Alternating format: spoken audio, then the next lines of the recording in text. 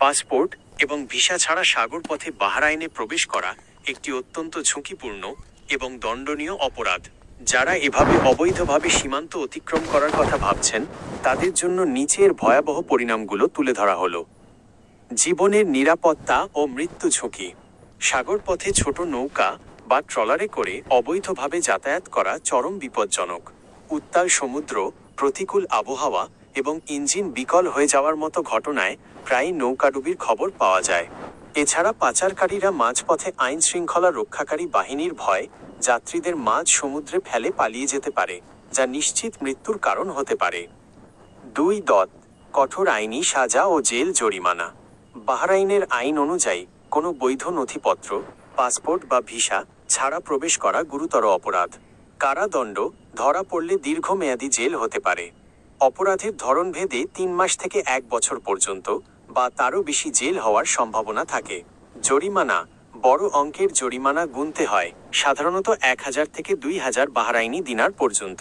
Blacklist ও আজীবন নিষেধাজ্ঞা, jail খাটার পর নিজ দেশে ফেরত, ডিরপোর্ট পাঠানো হয় এবং বাহরাইন সহ অন্যান্য উপসাগরীয় জিসিসি দেশগুলোতে প্রবেশের ক্ষেত্রে আজীবন নিষেধাজ্ঞা দেওয়া হতে পারে। 3. মানবেতর জীবন ও কাজের অভাব। বৈধ কাগজ না থাকলে আপনি কোনো কোম্পানির অধীনে কাজ করতে পারবেন না। শোষণ, যারা অবৈধ কর্মীদের কাজ দেয় তারা অনেক সময় বেতন দেয় না বা অর্ধেক বেতন দিয়ে কাজ করিয়ে নেয়। আপনি পুলিশ বা আদালতের সাহায্য নিতে পারবেন না, কারণ আপনি নিজেই অবৈধ।